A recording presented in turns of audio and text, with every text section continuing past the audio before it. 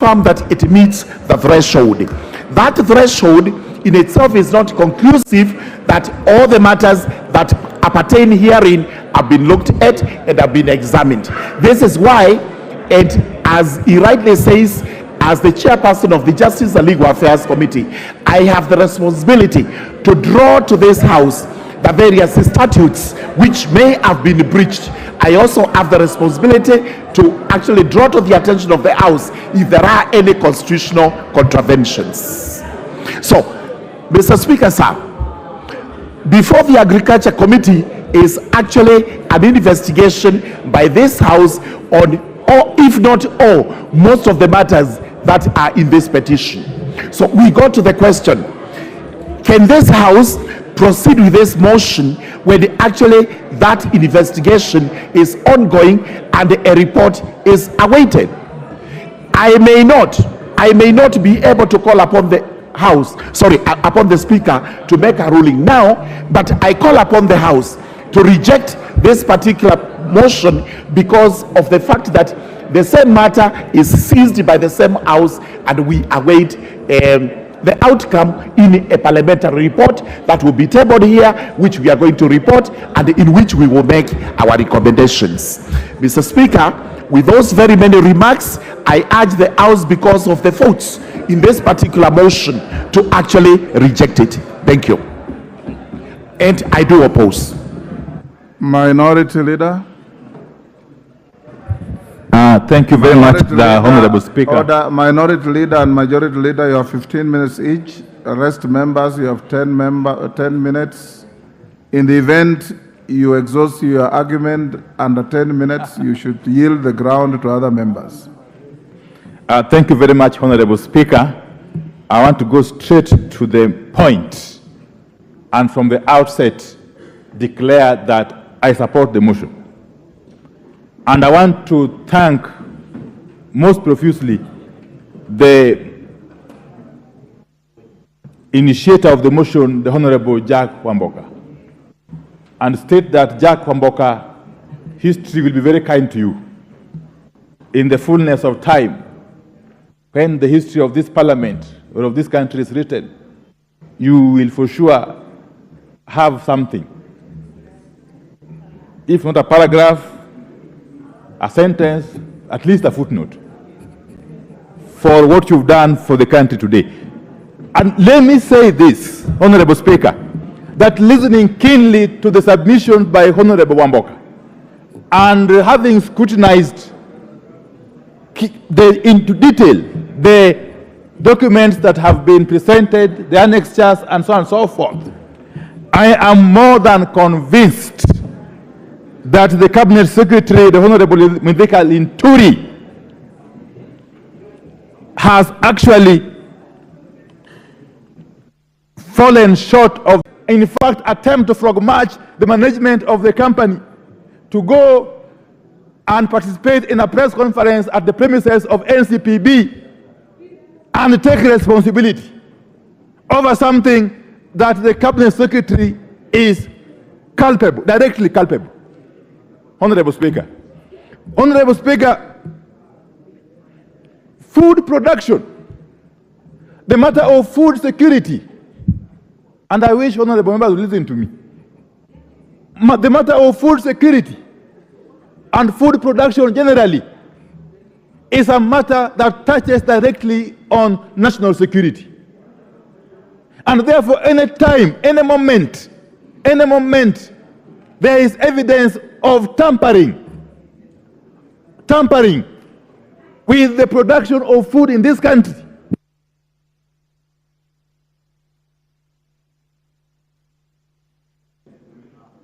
what's happening? By way of supplying substandard or fake farm inputs, including fertilizer, Honorable Speaker. In some countries, you would be actually be summarily executed.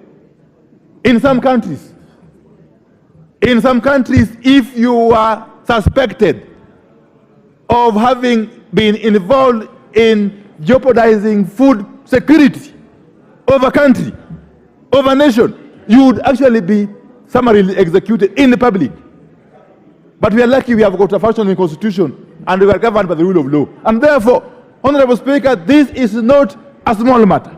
This is not a light matter. This is not a matter of politics. This is not about Kenya Kwanza or Azimio. It can't be. And this is not about Jack Wamboka. It is about the survival, the very survival of this country. It is about the very survival of this country. Honorable Speaker, countries that are food deficient, history has recorded, have been prone to coups and counter coups and civil upheavals. And therefore, anybody attempting to jeopardize food production is inviting us as a country to go that direction. A hungry country, a hungry populace is a very, very dangerous populace. You cannot govern it. You cannot govern a hungry population. They can rise up against you anytime and overthrow you. So the Cabinet Secretary and his acolytes are directly responsible for attempting to subvert food production in this country. Honorable Speaker, can you imagine that the NCPB, and don't tell me that the CS doesn't get involved in the procurement by NCPB. That's when you can tell the birds. Everybody who lives in this country knows how government works. The National Cereals and Produce Board is a government entity. It's a parastatal within the Ministry of Agriculture, under the supervision of the CS for Agriculture. How on earth did NCPB procure hundreds of thousands of bags of NPK fertilizer from a briefcase company? A briefcase company going by the name MEMS Distributors Limited. A company that has had no history of dealing with fertilizer. Then MEMS goes ahead and approaches Kale's Chemicals Limited to manufacture for it the fertilizer for its supply to NCPB. What happens? Kale's manufactures and supplies to MEMS only 69,000 bags of the NPK fertilizer, 10, 16, 10. But then what happens again? MEMS distributors proceeds to supply NCPB with over 400,000 bags. So the question is, where did MEMS distributors and NCPB get the extra hundreds of thousands of bags of this fertilizer? Where? From where? And then it turns out that these extra bags of fertilizer are the ones that were actually stones. What have you? Stones, gravel, sand, and donkey waste, I'm told. So somebody is basically sabotaging the very, very survival of this country. And the Cabinet Secretary cannot feign ignorance. Because if he feigns ignorance, then he is not fit to hold that office. Then he is unfit. Then he is incompetent. How? But then NCPB goes ahead and pays for this fertilizer, this fake fertilizer. I may call it air, because farmers would never use it anyway. NCPB rushes to pay for this fertilizer. It basically tells you that somebody powerful was pulling the strings behind the scenes. That is the point. Somebody even more powerful was pulling the strings behind the scenes. So the Cabinet Secretary cannot absolve himself from accountability on this matter. Honorable Speaker. Honorable Speaker, even more intriguing, as we are told that investigations are being conducted by the relevant investigative agencies. And we are also being told here by my friend, the chairman of JLAC, and Owen Bayer, that the Committee on Agriculture is also seized of the matter, that we wait for the outcome of their investigations or inquiries. And yet, NCPB goes ahead to decree that it is embarking on a scheme to compensate farmers who purchase the fake fertilizer. Then you ask yourself, where are they getting the money from? This house, to the best of my recollection, did not authorize any such expenditure. Did not. Where did NCPP get the authority and the money to compensate farmers? Yet, even before the investigations are complete, do we even know how much was this fake fertilizer as we speak? Do we know? We don't know. We don't know. Honorable Speaker, from what I know, and you know, my Honorable Speaker, I have a lot of information. From what I know is that what we are being told is just but the tip of the iceberg. When the full extent of this fertilizer scandal is exposed, you will be shocked. It will be worse than Goldenberg scandal. What we are being told is just but the tip of the iceberg. And you know, Honorable Speaker, in my capacity as leader of the MIO, this side, I am privy to a lot of information. In fact, information just comes to me. I don't go looking for information. And I've got a file for each of these ministers and the PSS. Let me tell you, even if this House attempts to allow Nlinturi to go scot-free, in the fullness of time, each and every person who is involved in this racket will have a date with his destiny.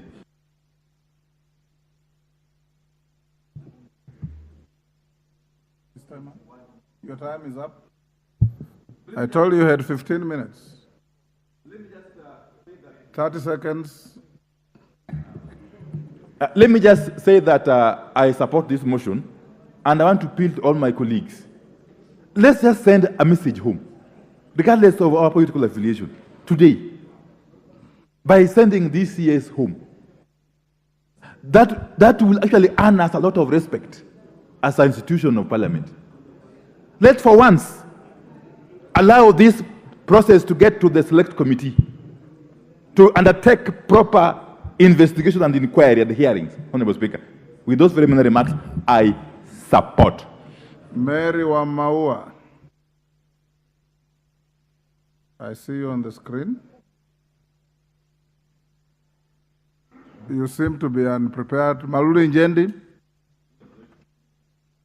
You've keyed in and you... Thank you, Mr. Speaker. Mr. Speaker, I arise actually to oppose this motion. Mr. Speaker, as I oppose this motion, I also want to make it clear to the mover that persons who are opposing this motion are not of unsound mind, as he alleged in his moving remarks. He said persons who are opposing this motion have unsound mind. You said that, it's unanswered. So I want to confirm that I'm of a sound mind as I oppose this motion. Mr. Speaker, as I oppose this motion, it is simply because many times we have wanted to sacrifice people who are not really victims of what we want to sacrifice them for. I recall, Mr. Speaker, in Kakamega County, they also saw this fake fertilizer by the county government. Mr. Speaker, upon investigation, it was found that this fertilizer, as much as everyone was crying for the head of the governor, it was something fishy with the supplier, with the standards in the Kakamega County. Madam Speaker, personally, at all this, I'm looking at the role of the CEO of National Cereals and Produce Board. What is his role in this procurement? Mr. Speaker, I'm also asking myself, what is the role of Kenya Bureau of Standards? Mr. Speaker, these are the key bodies that were advising on what to be supplied and finally what was supplied in terms of standards. Mr. Speaker, I'm afraid that what is being alleged here, I have a feeling it could be something that is beyond what's on this floor, because most of us, as we arise to speak, as even raised by Honorable Bayer, we could be seeing more than what you're seeing on the floor of this House.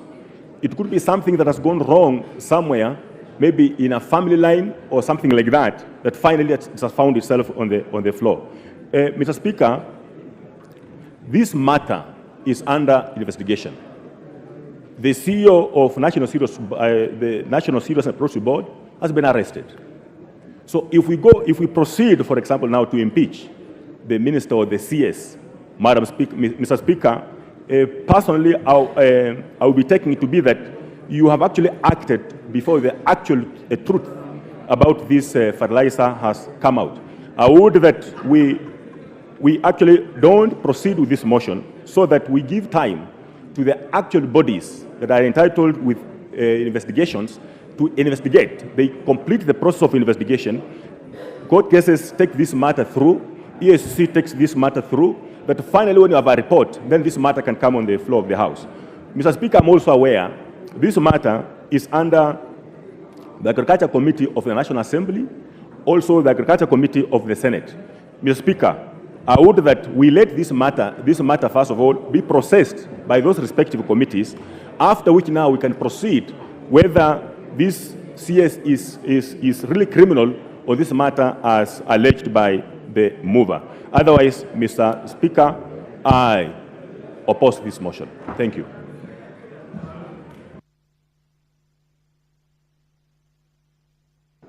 Thank you, Mr. Speaker. Mr. Speaker, I start by stating on record that I support this motion, and if you look at the names of those members of Parliament who have appended their signatures for the removal or initiation of the process of removal of this Cabinet Secretary, I am number 57. Well, Mr. Speaker, I want to just mention a few things. Number one, National Assembly, Mr. Speaker, has a responsibility, and this responsibility is given to us by the people of Kenya through the Constitution that we have today.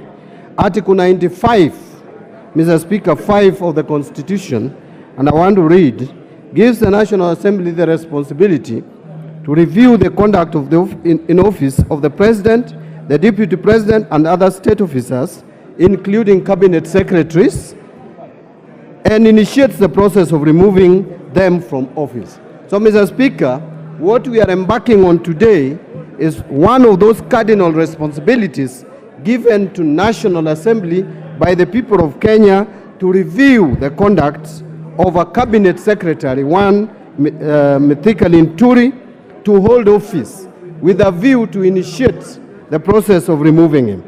But Mr. Speaker, I want to plead with those members of Parliament who think they want to save Nlinturi. If I were you, if you love this Cabinet Secretary, the more reason you should vote for this motion. Mr. Speaker, today we are not removing Nlinturi. By this motion, we are not removing Nlinturi. If you read, Mr. Speaker, Article 152 of the Constitution, which gives details of how to remove a Cabinet Secretary from office, it states that if a motion, it states that a member of the National Assembly, like Honorable Jack Wamboka has done, supported by at least 1/4 of all the members of the Assembly, may propose a motion requiring the President to dismiss a Cabinet Secretary. That is the motion we are dealing with today. And the grounds are stated. But Mr. Speaker, the same article goes ahead to mention that if this motion is supported by at least 1/3 this morning of the members of the National Assembly, then the Assembly shall appoint a select committee comprising of 11 of its members to investigate the matter. Mr. Speaker, if you look at the document presented to us by Honorable Wamboka, the only way justice can be done to this Cabinet Secretary is for this House to push this matter forward so that a select committee of this House will have an opportunity to look at the details as presented. How else, Mr. Speaker, will we even know that this telephone call was made by Honorable Nlinturi if we don't give opportunity to this House to appoint a select committee to go and scrutinize, get to the bottom of these details, and bring a report to us? If they find that these matters are not substantiated, if the committee shall find that these matters are not properly substantiated, then the matter will end there. the committee will report back to the House and the matter will die. But if the matters will have been found to have been substantiated, then this House will proceed to take another vote, Mr. Speaker, where even before we take the vote, we will present Honorable Nlinturi with an opportunity to address this Parliament and defend himself. That is the time we will know that he is innocent or is not innocent. But stopping this process at this stage would be reckless, would be careless, and would demonstrate a House that does not know its responsibility. So, Mr. Speaker, I want to also add that it is not just on grounds of gross violation of the provisions of this Constitution that you would initiate a process of removing a cabinet secretary. It is not only on the grounds of where serious reasons of believing that the cabinet secretary has committed a crime under the national or international law that a process like this would be initiated. This process would even be initiated if we have a reason to believe that there is gross misconduct on the part of the cabinet secretary. And Mr. Speaker, based on the evidence that Honorable Amboka has presented to this House, and particularly I'm concerned about the issues of National Cereals and Produce Board. Mr. Speaker, the first question that I would ask those who want to oppose this motion, are you telling us that National Cereals and Produce Board would go ahead with the budgetary provision given by this House as proposed by the Cabinet Secretary, presented to us? We give out money. This money goes and buys kokoto instead of fertilizer, given to our farmers, and only whistleblowers are able to know. Yet we have a ministry which has a cabinet secretary heading that ministry, and that cabinet secretary is ignorant. But Mr. Speaker, what worries me more is the evidence that is produced before us through a letter that is written by a lawyer, Ahmed Nasir Mohammed. And clearly, Ahmed Nasir is telling us that Nlinturi even attempted to subvert justice by trying to dictate or order this particular factory to go and issue a statement. And the evidence is there. The telephone number is there. Calls were made. Safaricom can confirm the same. And that is why I want to plead with this House, Mr. Speaker, that this is a matter that we cannot treat casually. This is a matter of hunger. It is a matter of food. It is a matter of food security in this country. It is a matter that can bring this country to anarchy, as the minority leader said. We must show responsibility.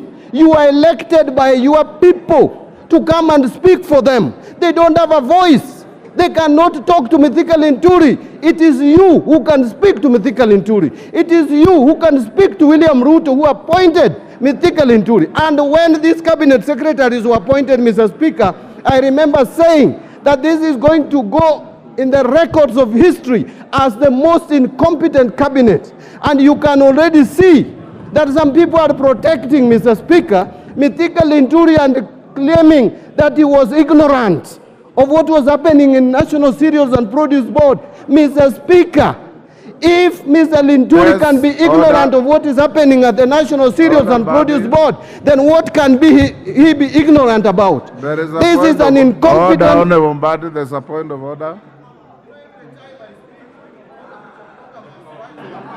Mr. Speaker, I rise pursuant to Standing Order number 83, as read together with Standing Order number 91, on the accuracy of information that is being provided by my very good friend, the Honorable Mbadi. Mr. Speaker, is it in order for the Member of Parliament, for the nominated Member of Parliament, to claim that he had already made up his mind from the time the Cabinet Secretaries were nominated or appointed that they were incompetent, so that his information that he had at that time, which he never gave us in the House, when we were approving Nlinturi, is it in order, Mr. Speaker, for somebody to redact information which we thought he had or which he thinks he should have had? The accuracy of his information, Mr. Chairman, Mr. Speaker, is in fact one thing. He is alleging that in fact the conduct of the president is not at issue here. In fact, if he wants to bring a substantive motion with the issue of the conduct, he should not mention the president. He is not part of the motion that is in the House. The motion is in the House is with regard to the Honorable Nlinturi, who was his colleague in the 13th Parliament. Mr. Speaker, is it in order for him to claim that he had this information but he never gave to the House? That is very misleading, Mr. Speaker. Body wind up. Mr. Speaker, you know, Honorable Chepkonga could be older than me by age, but he is not older than me in this House, and I don't know why he's resting so early. You still have time to be here, so don't rust. Please just remain active, focused on what I say. Mr. Speaker, I was reminding the President, we are appealing to the President as the appointing authority. That is what we are doing here. The President has to remove this cabinet secretary from office. We are speaking to him. We are telling him this is one of your incompetent cabinet secretaries. Please hear us. Listen to us. I said this when these cabinet secretaries were being approved. It is on record. I even use words that I don't want to repeat today. So, Mr. Speaker, what I'm saying in a nutshell, Mr. Speaker, as I wind up, I want to plead with this House. Please allow this motion to go through so that we can appoint a select committee of 11 members to interrogate this matter, look at it into details, look at the evidence adduced, so that if there is no evidence, we will let Nlinturi continue running the ministry. If there is evidence, let us get him out, get another Kenyan, even if we want a Kenyan from that region where he comes from. There are so many competent Kenyans from that region, that county, that part of the country. Mr. Speaker, I want to plead and persuade, including the majority leader, support this motion so that we can have these matters settled in a professional manner through the committee of this House. Mr. Speaker, I support. Majority Leader.